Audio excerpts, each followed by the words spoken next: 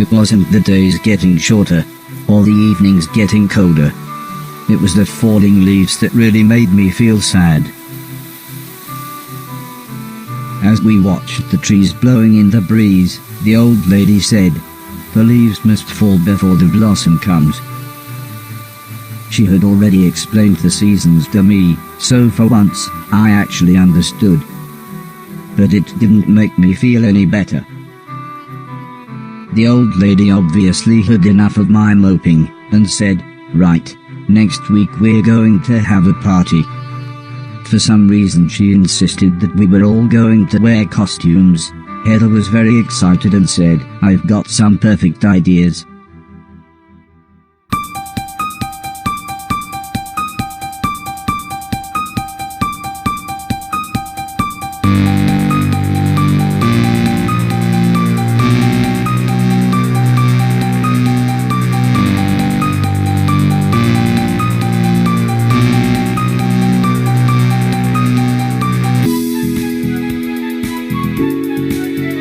It was terrifying. Everyone was dressed like someone else. I think I was meant to be some kind of pumpkin, as everyone kept shouting, "It's the Great Pumpkin." Still, at least Mr. Silton was having fun telling everyone his joke. And I suppose Heather's costume was quite flattering. After what seemed like forever, everybody left, and things got back to normal. Heather was allowed to watch a scary film before she went to bed, but I had to help Alice and Mr. Deck clean up. Coming to get you, Barbara. I wasn't happy about this, but the old man said if I was quick, then I could watch the end of the film with them. You're acting like a child. Alice was vacuuming, and Mr. Deck was taking down the decorations, so I thought I should clean up the plates and glasses.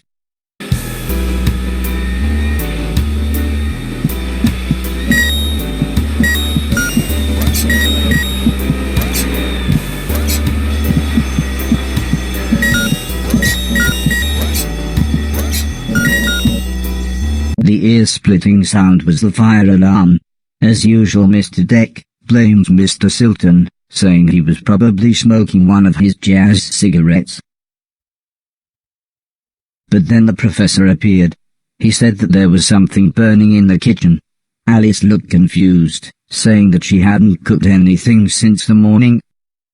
We were all surprised when Mr. Deck opened the oven. Inside was a large black cloak and a slightly burnt pair of men's underwear. Suddenly the old lady burst in. She looked terrified. She kept shouting, "There's someone on the roof." When we went outside, it slowly became obvious that it was Mr. Silton. He was completely naked and playing his guitar. He shouted down, "When I finish this song, I'm going to fly." The old lady said, "Oh my God, I know this one, there's only about 30 seconds left." The old man then quickly turned to me and said, "You know what to do."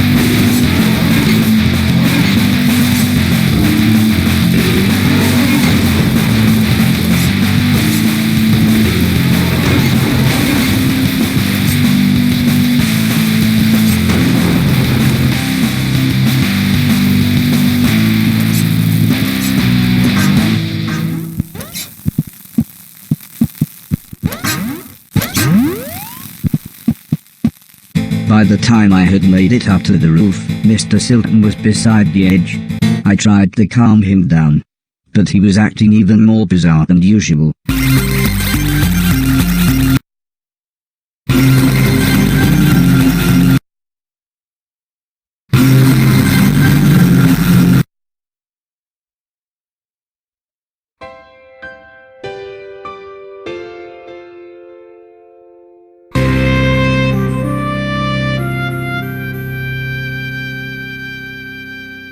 After an hour or so, Mr. Silton was fine. He said he had eaten some bad magic mushrooms. Part of me wondered why he hadn't doubled in size. Still, he was soon laughing and joking with the paramedics.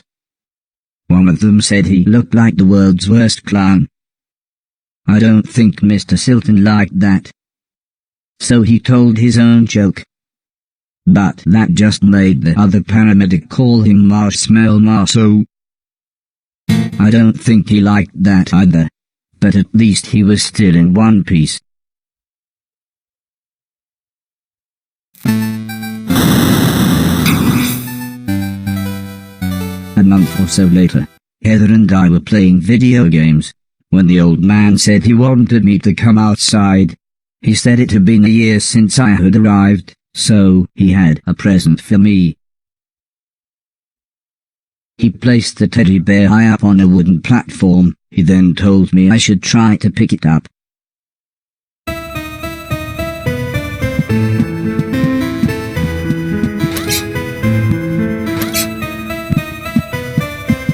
Try as I might, I couldn't reach the teddy bear. However, I still don't understand what happened next.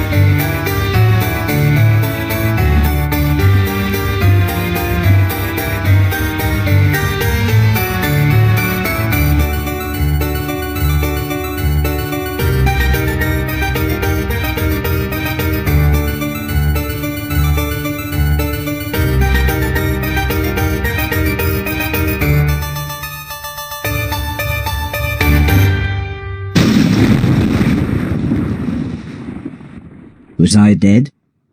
Was this heaven? It sort of looked like the basement bathroom.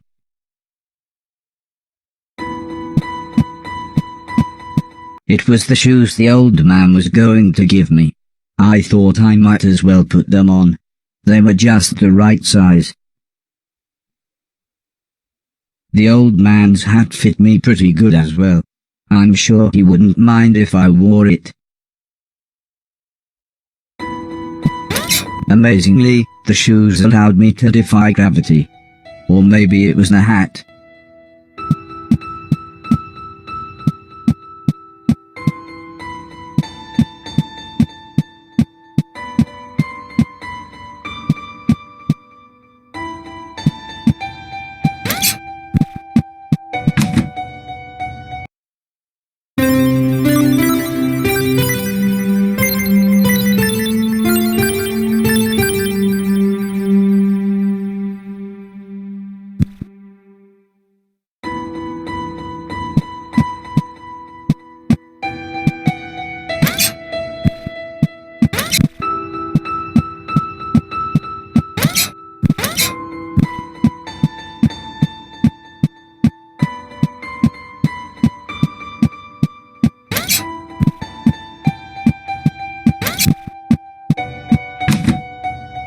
Part of the basement was flooded, and the stairs had collapsed. I didn't know what was going on, but I knew I wanted to get back upstairs.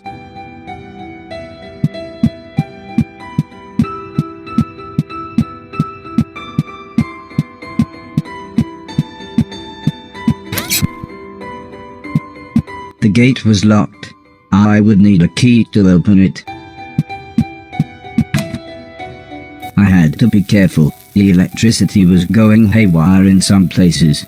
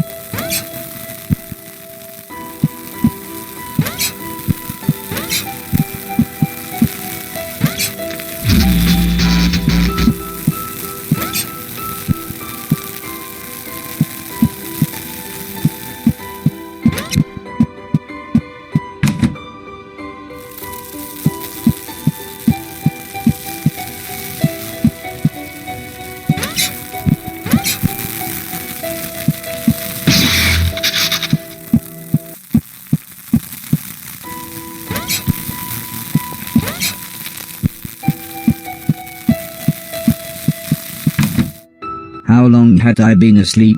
Months? Years? I was so confused. Where had everybody gone?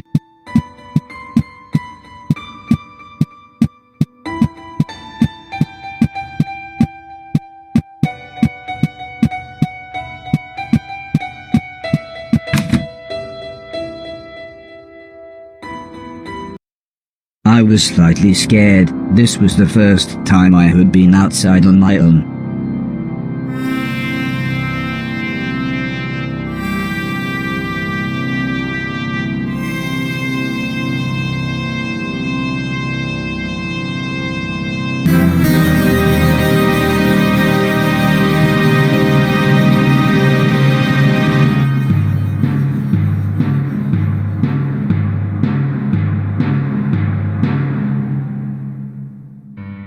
I knew what I had to do. This had to be my purpose.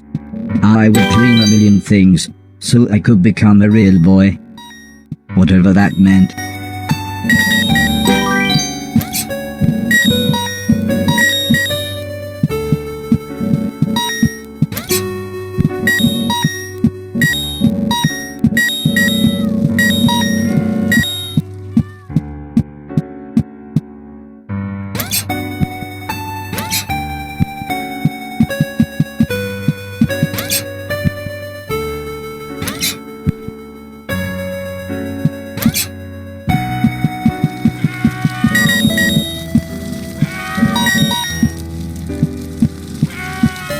gate was locked. I would need a key to open it.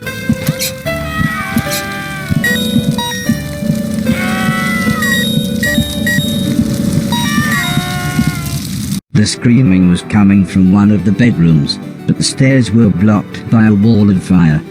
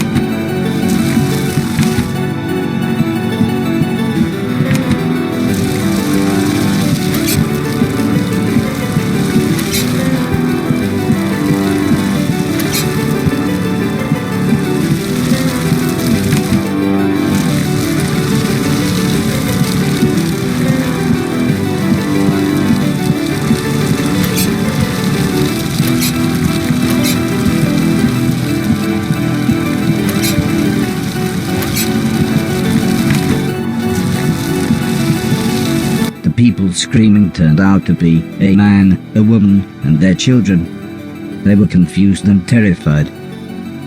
At first the man looked like he was ready to fight me, but after I convinced them that I was there to help, he calmed down. There was no way I could carry them all at once, so the children went first.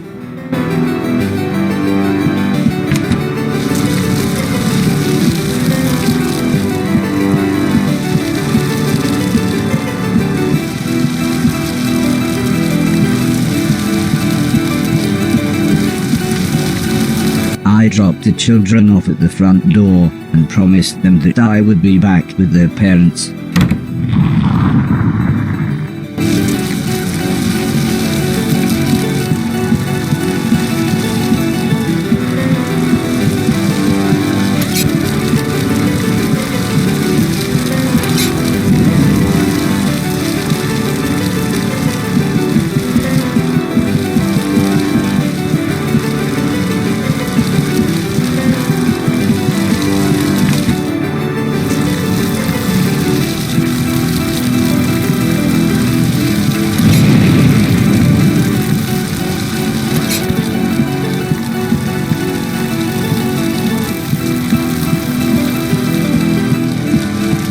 The fire was getting much worse, so the woman went next.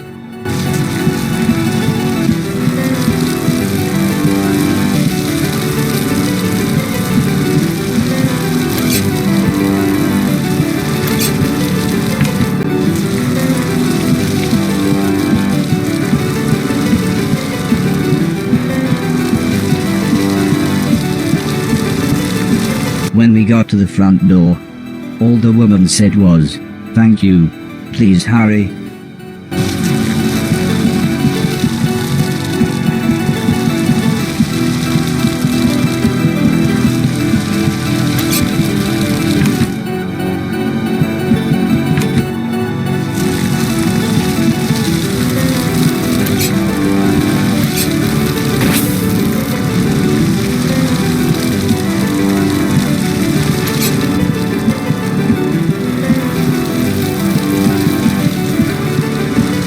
By the time I managed to get back, the man was unconscious. I had to pick him up quickly, as I could tell the house was going to collapse at any moment.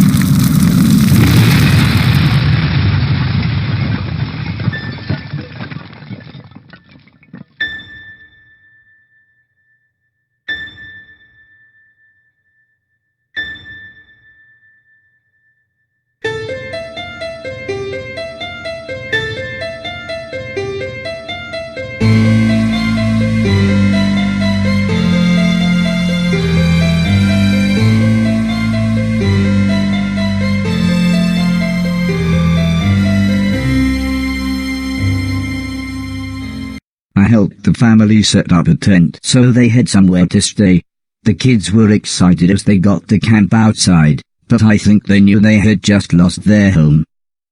When I mentioned my quest to clean a million things, the man said I should look through the rubble of the house, as they had no use for it. So, when everyone was making dinner, I looked through the wreckage. There wasn't anything I could clean, but to my astonishment, I found a TV set and a games console. With a bit of fiddling I was able to get them to work. So I sat playing games with the kids until their parents said it was bedtime. As we talked, the man opened a bottle of wine. I asked what had happened, why was everything so ruined? The man looked at the woman, then the woman sighed and said, "There was a war." "Yes. A war," said the man. "One side of the planet attacked the other, and before we knew, it was all over. Everything gone. Everything destroyed." "Well, it's late," said the woman. "We should really get some sleep. Help yourself to anything you need, and we'll see you tomorrow."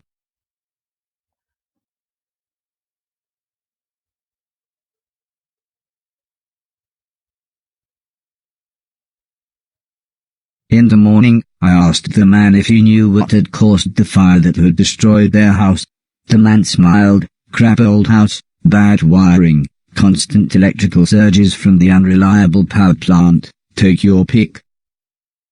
He said, "If we had the money, we'd move to the mainland. But we can barely feed ourselves, let alone buy a new house, so for now we're left here with the rest of the scum." But he did say I should head to the mainland, as there would be plenty there for me to clean, and a better quality of rubbish. The man said, "Before the war, my lovely wife used to be a fisherman." "Fisherwoman? Fishing person?" "I used to catch fish," interrupted the woman, "and, seeing as you saved us all from a fiery end, maybe you would like to borrow my boat to get to the mainland." I was a little scared, but then they gave me some captain software and I was an old salty sea dog within minutes.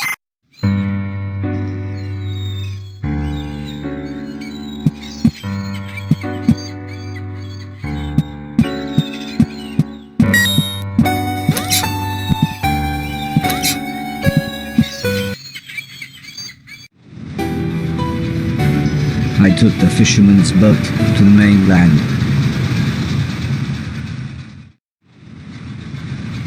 The fisherman was right. Everything was in pieces. Everything had been destroyed. I docked the boat in some ruins. They must have once been a town.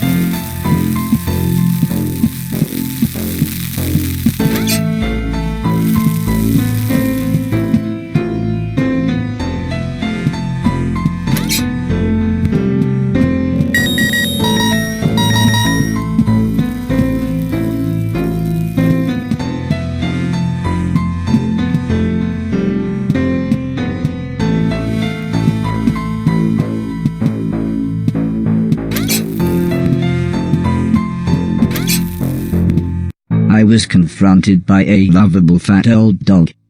He almost looked pleased to see me. Suddenly, 3 men appeared holding large guns. Or at least 2 men and what looked to be a pregnant woman. Incredibly, it was Mr. Silton. "I thought you'd been shut down," he said. "I mean, it's been years." "I'm not really sure what happened," I replied. I then told him about me cleaning a million things. He laughed and said, "Nothing changes." He then showed me into what was surprisingly a really nice house. "Please excuse my husband," said the pregnant lady. "I'm Edwina, but everyone calls me Eddie. I believe you know this idiot. And that's Preston."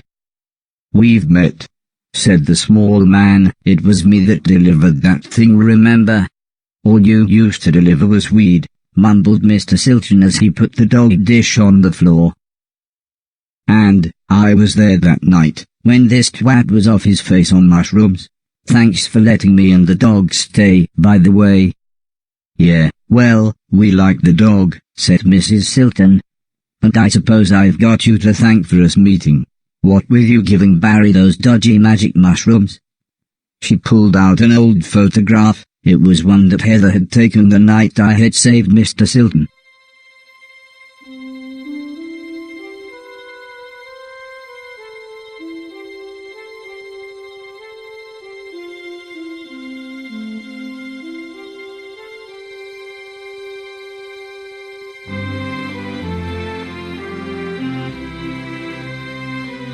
It reminded me of everyone else, so I asked what had happened to them. Mr. Silton said Alice had a small place in the countryside. The professor had holed up in one of the old man's factories. Mr. Deck was, believe it or not, now a presenter on the only state television channel. And Heather and her mother lived on a government compound where they both worked. I asked about the old man, surprised that Mr. Silton hadn't mentioned him. He's dead," said Mr. Silton. "Sorry, I thought you knew." "Anyway," said Mr. Preston, "I thought you said that robot thing found the mushrooms for you, in that hoarder's manky old barn." Mr. Silton looked embarrassed. "Well," said Mrs. Silton, "I guess we've got you to thank for getting us together then." "Time for bed, I think," said Mr. Silton. "Make yourself comfy, and we'll see you in the morning."